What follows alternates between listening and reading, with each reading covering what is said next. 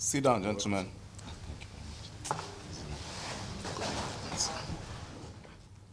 This meeting is aimed as a request that we watch My maiden meeting with all of us seated here in attendance. The timing of this meeting could not have been more apt considering our evolving security environment as well as recent events across the West African sub-region. This gathering, therefore, will afford us all the opportunity to rub minds and share ideas on how to move the Nigerian Air Force forward, as well as to address pressing issues as they concern our various bases. Before I declare this meeting open, though, let me bring you up to speed about my command philosophy to enable us to have a clear understanding of my focus on the future direction of the service, so we are all on the same page. In the past, service chiefs have an assumption of office coined out what has come to be known as their individual visions for their various services. This was just as the mission and vision of the Armed Forces of Nigeria are encapsulated in the 2017 Nigerian National Defense Policy. The need to refrain from framing individual visions which were at variance with the vision and mission of the Armed Forces of Nigeria, and instead focus on individual philosophies to guide the actualization of the mission and the vision of the Armed Forces, thus became expedient. Gentlemen, you will all agree with me that the Nigerian Air Force has never had it so good in terms of aircraft acquisition. Indeed, it is very gratifying to note that the federal government of Nigeria, since 2015, acquired about 70 new aircraft types to boost training and combat readiness of the Nigerian Air Force. In the coming months, we will be taking delivery of additional platforms to boost air power employment and projection capabilities, as well as air combat training. No doubt, these acquisitions are clear signs of the federal government's willingness to lead in combating national and regional threats to peace and security. Efforts have also been put in place to enhance platform serviceability, which has led to our maintaining an average serviceability status of over 70%, with positive implications on ongoing joint and independent operations. Considering our modest order of battle, coupled with efforts in place to enhance platform serviceability vis-à-vis our current security environment, only a carefully thought out strategy guided by a strong philosophy can adequately situate the Nigerian Air Force to address the nation's security challenges.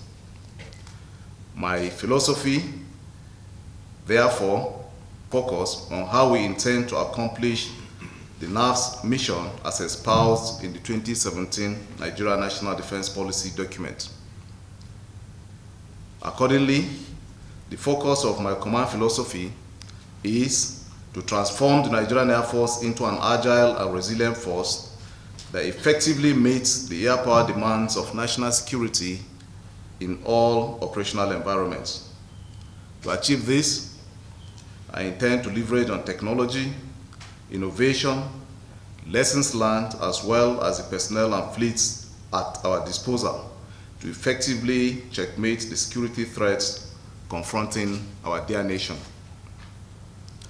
I have also identified 5 key enablers that will give bite to my philosophy. The key enablers are: first, optimizing force structure and establishment for enhanced operational effectiveness; deliberate training and mission-oriented force development; proactive logistics support and strong maintenance culture, as well as prioritizing research and development, leveraging technology, strategic partnerships, and lessons learned. And last but not the least of the key enablers to my philosophy is maintaining a highly motivated force by enhancing welfare and infrastructural renewal.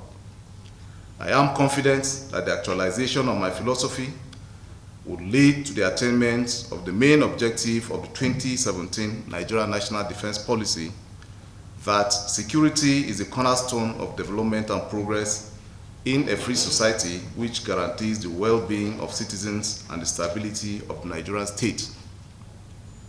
Accordingly, immediate and proactive steps will be taken to reorganize the Nigerian Air Force into an outfit that will deliver the requisite capabilities in line with the requirements of my philosophy.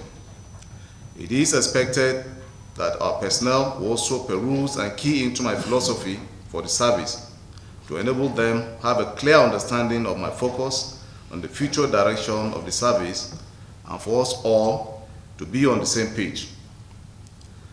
For the air officers commanding and field commanders, it is expected that our conduct and action out there in the field will be guided by the 5 key enablers of my philosophy to bring it to fruition.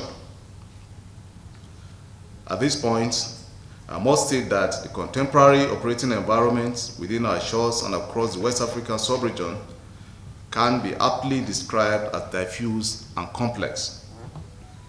The uncertainty that this situation portends for the political climate of the region must not be lost on us. As a service subservient to the political class, our state of readiness and preparedness, should the need for deployment arise, remains paramount and must never be in doubt. This is in line with our constitutional responsibility to perform tasks that may be assigned to us by our political leaders. Even as we remain in this state of readiness, let me urge us all to continue to remain apolitical, patriotic, and to conduct our affairs in the most professional and disciplined manner. I must also use this opportunity to commend you all for your commitment in tackling the current security challenges facing our nation. I am particularly glad about the recent heightened level of air operations across all our joint operations areas, which has seen us record tremendous outcomes. While so much has been achieved, a lot still needs to be done to ensure we fully attain our set objectives. I therefore implore you all to use this medium to interact frankly and objectively while profiling solutions and strategies that will translate to actionable consequences on the ground. I am confident that the resolutions we will reach are indeed the decisions we will take will help us to move the Nigerian Air Force to greater heights. Now, as part of the events lined up for today's meeting, I shall be handing out brand new Toyota Hilux vehicles to some of our air warrant officers in honor of their selfless service to the Nigerian Air Force, the armed forces, and the nation at large. This is also in keeping with the provisions of the harmonized terms and conditions of service for airmen and airwomen, and very importantly also in line with one of the key enablers of my command philosophy, which is to maintain a highly motivated force by enhancing welfare and infrastructural renewal. I am hopeful that this will spur those coming behind to work harder and aspire to greater achievements towards contributing our best to the growth of the Nigerian Air Force. Hey, Chief Obiesta. You are welcome, sir.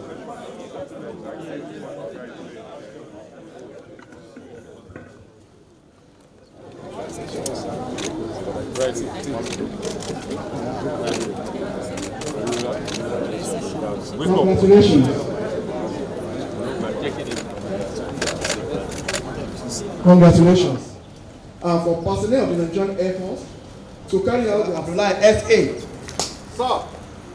Also, the immediate attendance group photograph. You have to